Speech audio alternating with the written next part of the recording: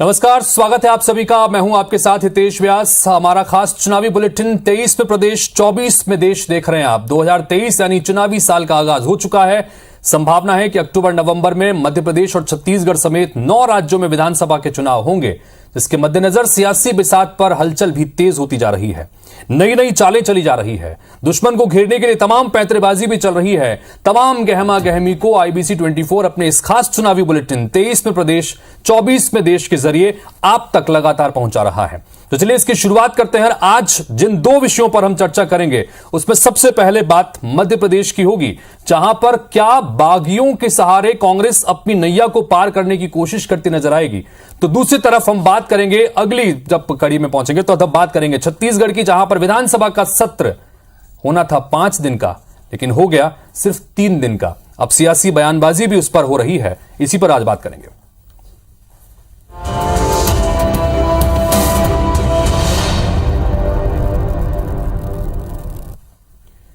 शुरुआत करते हैं मध्य प्रदेश से। विधानसभा चुनाव में फिलहाल 11 महीनों का वक्त बचा है, लेकिन चुनाव से पहले दल बदल की खबरें एक बार फिर से चर्चा में हैं। दरअसल कांग्रेस दावा कर रही है कि बीजेपी के कई बड़े नेता कांग्रेस के टिकट पर चुनाव लड़ना चाहते हैं। कांग्रेस को का यह भी दावा है कि ऐसे बड़े चेहरे जो जिताऊ हैं, लेकिन बीजेपी उनके टिकट काटने की तैयारी कर रही है या उनके टिकट काट सकती है, उन्हें कांग्रेस टिकट दे सकती है या अपने पाले में ला सकती है। हालांकि बीजेपी कांग्रेस के दावों से इत्तेफाक नहीं रखती। उसका साफ कहना है कि कांग्रेस जिन पर डोरे डाल रही है वो पार्टी के समर्पित कार्यकर्ता हैं। अब सवाल है कि कांग्रेस के दावे का आधार है क्या। कांग्रेस जिन्हें नाराज बता रही है, ऐसे कितने बीजेपी नेता हैं। सबसे बड़ा सवाल कि बागियों के बिसात पर कांग्रेस को साथ मिल पाएगा। पहले कांग्रेस का दावा और बीजेपी का जवाब सुनिए, उसके बाद हमारे साथ में 2 गेस्ट जुड़ेंगे, उनसे आपका तारुफ कराएंगे।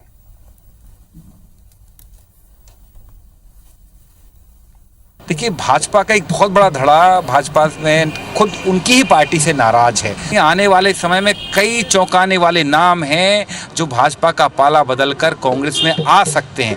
आप आगे आगे देखिए होता है क्या, और आप देखेंगे चुनाव आते आते भारतीय जनता पार्टी को पता तक नहीं चलेगा कि उनके कितने दर्जन लोग पाला बदल के इस तरफ आ गए। कांग्रेस इस समय देश और प्रदेश में राजनीतिक पराभव के निम्नतम स्तर पर है, और जब ऐसी स्थिति बनती है तो फिर यही कोशिश की जाती है कि कहीं की ईंट कहीं का रोड़ा, कांग्रेस ने कुनबा जोड़ा, वैसी कोशिश कांग्रेस पार्टी कर रही है। कांग्रेस कुछ भी कर ले, पर जिस प्रकार की नीतिगत गिरावट कांग्रेस पार्टी के विषयों में है, नेता, नीति, नियति सब कांग्रेस की समय खराब है, तो कांग्रेस कहीं भी नजर डाले पराजय ही मिलेगी।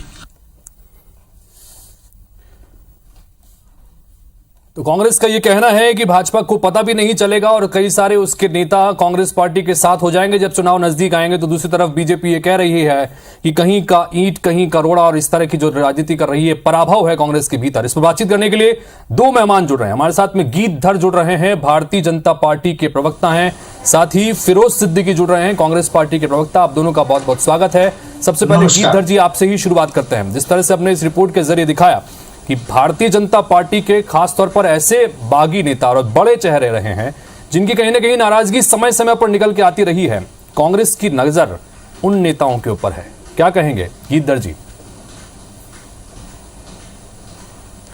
देखिए, कांग्रेस जो है वो अपनी कल्पना के जो है पुल और जो झूठ की चिड़िया है वो उड़ाती रहे, परंतु ये सच्चाई बिल्कुल नहीं, क्योंकि कांग्रेस जो है वो केवल एक झूठ और भ्रम फैलाने की राजनीति करती है। ये भी एक पैतरे के रूप में वो एक जनता को भ्रमित करने के लिए बात जरूर कह रहे हैं, परंतु भारतीय जनता पार्टी का कोई भी नेता कांग्रेस में नहीं जाएगा। जो भी लोग भारतीय जनता पार्टी के साथ जुड़े हैं वो राष्ट्र के निर्माण में जुड़े हुए हैं और राष्ट्रीयता के प्रति समर्पित हैं। हमारी पार्टी का कोई भी नेता कांग्रेस के पास में नहीं जाएगा। ये कांग्रेस की गलतफहमी है। दूसरी बात, डूबते हुए जहाज की सवारी करेगा कौन, कांग्रेस को यह भी सोचना पड़ेगा।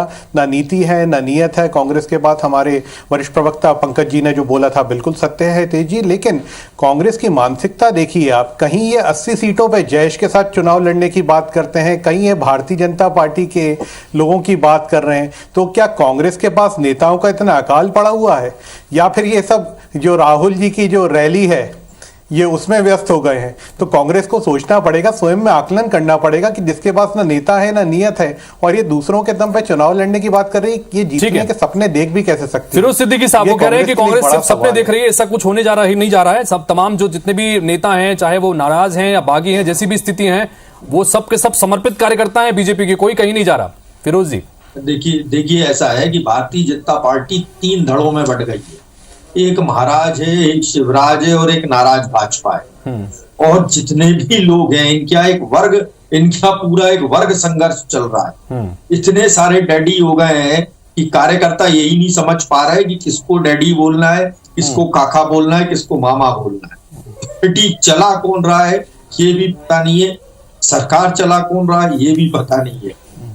पार्टी के अंदर तो गुटबाजी छोड़िए, इनकी सरकार में भी इतनी गुटबाजी है कि जो सिंधिया समर्थक है वो सिंधिया को ही नेता मानते हैं, जो नाराज है भाजपा से वो उनके अपने अपने अलग अलग धड़े हैं। जो शिवराज जी के साथ है वो शिवराज को नेता मानते हैं। हालात ये है कि चंबल में तो बैनर लगे रहते हैं कि सिंधिया सरकार। ये स्थिति भारतीय जनता पार्टी में, कांग्रेस के बहुत से लोग संपर्क में है, बहुत सारे विधायक, मंत्री, पूर्व नेता जो है वो संपर्क में है। कांग्रेस पार्टी के दरवाजे सबके लिए खुले कुछ नाम भी हैं हमारे पास में, चूंकि लगातार चर्चाओं का बाजार गर्म है, जिसका जिक्र यहां पर फिरोज सिद्दीकी साहब कर रहे हैं कि कुछ नेता ऐसे हैं जिनके संपर्क में कांग्रेस पार्टी लगातार है।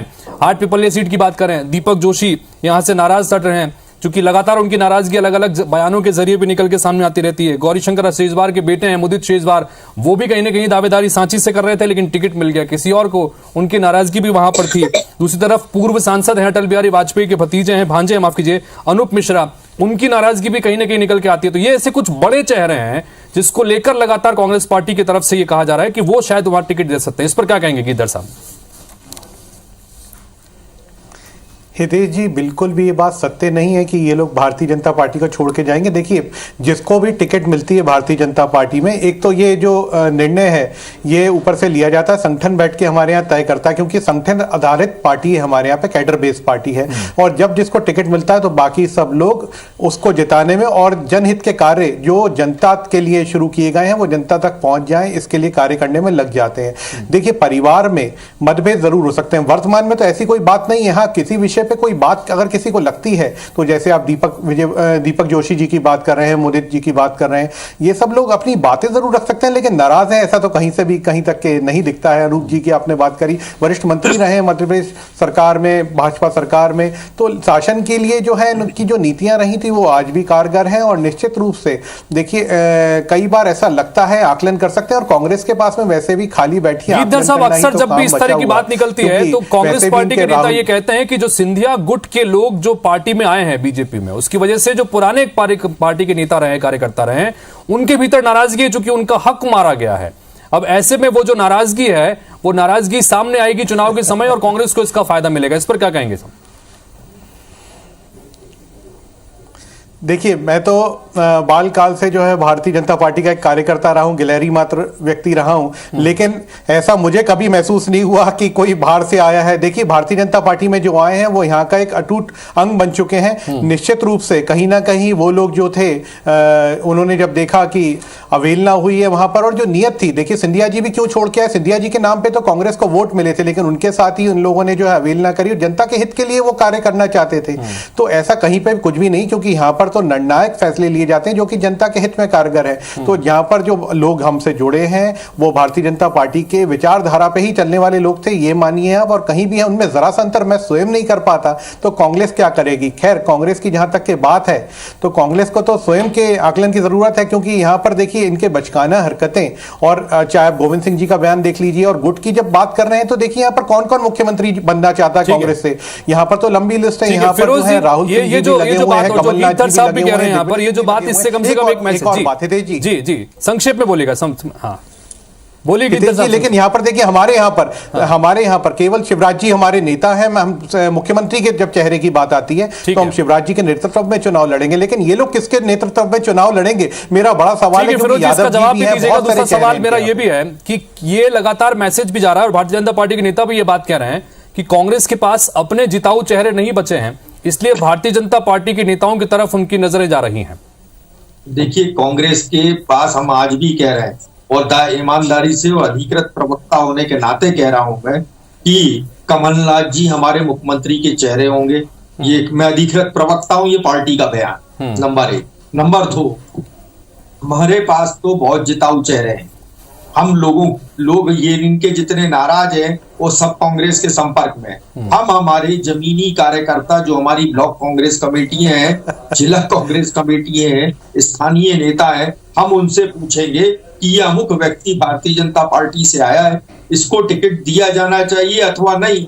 अगर वो उनकी बात वो लोग उसकी अनुशंसा करते हैं तो हम भाजपा से आए हुए व्यक्ति को भी हम टिकट दे सकते हैं। लेकिन भाजपा की स्थिति ये है कि आप किसी भी जिले का नाम लीजिए, एक व्यक्ति 2 व्यक्ति भारतीय जनता पार्टी से आके कांग्रेस से आके भारतीय जनता पार्टी का विधायक है। अगर आप सीहोर में जाएंगे तो भी वहां है, देवास में जाएंगे तो भी वहां है, इंदौर में जाएंगे तो भी वहां है, झाबुआ में जाएंगे तो भी वहां है, धार में जाएंगे तो भी वहां है। अच्छा फिरोज जी, जैसा आप लोग कहते हैं कि चूंकि सिंधिया के समर्थक वहां पहुंचे हैं, इसलिए पहले से जो पार्टी के कार्यकर्ता हैं, खाटी कार्यकर्ता हैं, जमीनी कार्यकर्ता हैं, उनके भीतर नाराजगी है क्योंकि उनका हक मारा जा रहा है। अब ये अगर आप भारतीय जनता पार्टी के नेताओं को वापस अपनी पार्टी में लेकर आएंगे तो क्या यहां आपके खाटी कार्यकर्ताओं और जमीनी कार्यकर्ताओं में इस तरह की नाराजगी नहीं होगी, इस तरह का डर आपके भीतर नहीं होगा? ये भारतीय जनता पार्टी ने ऊपर ही ऊपर सौदा कर लिया, लेकिन कांग्रेस पार्टी, मैंने कहा ना अभी आपसे कि कांग्रेस पार्टी अपने जमीनी कार्यकर्ताओं से, अपनी ब्लॉक कांग्रेस कमेटियों से जो हमारा संगठन है, जिला कांग्रेस कमेटी जो हमारा संगठन है, हम उनसे राय मशवरा करके ही सामने वाले को जो है टिकट देंगे। ठीक है, गीतधर साहब फाइनल कमेंट आपका। ज्वाइन नहीं कराएंगे कि आप आइए हमारे यहाँ, हम आपको चुनाव लड़ाएंगे, हम ये कह के कतई नहीं ज्वाइन कराएंगे। ठीक है, गीतधर साहब फाइनल कमेंट आपका।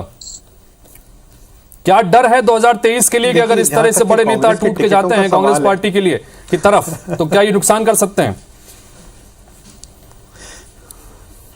देखिए, बिल्कुल नहीं, क्योंकि ऐसी कोई जाने की बात ही नहीं है। जहां तक कि कांग्रेस का टिकट बांटने का सवाल है तो जरूर एक वीडियो वायरल हुआ था 2018 में, जिसमें कमलनाथ जी एक वर्ग को दूसरे वर्ग से लड़ाने भिड़ाने की बात कर रहे थे। यहाँ पर जो है कुछ मुसलमान वर्ग जो हमारे भाई हैं, हम तो देखिए सबका साथ सबके विकास की बात करते हैं, उनके साथ बैठ के बोल रहे थे कि हम हिंदुओं को देख लेंगे। वीडियो वायरल हुआ था। उसके बाद में इनके जो राहुल जी हैं वो वायनाड में जो है मुस्लिम लीग के साथ ही चुनाव लड़ते हैं और उज्जैन आके ऐसे जनेऊदारी हिंदू बन जाते हैं जिनको कुल्ले और आचमन में अंतर नहीं मालूम।